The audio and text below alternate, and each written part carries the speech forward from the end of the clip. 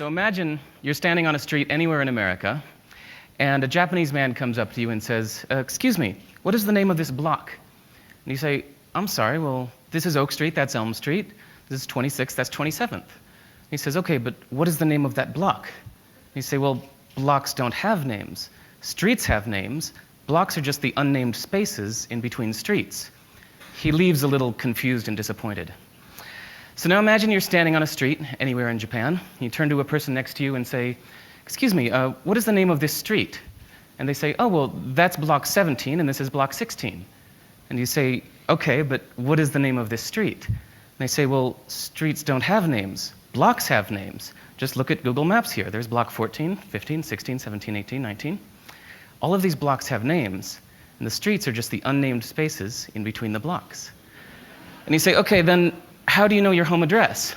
I said, well, easy. This is District 8. There's block 17, house number 1. You say, okay, but walking around the neighborhood, I noticed that the house numbers don't go in order. He said, of course they do. They go in the order in which they were built. The first house ever built on a block is house number 1. The second house ever built is house number 2. Third is house number 3. It's easy. It's obvious.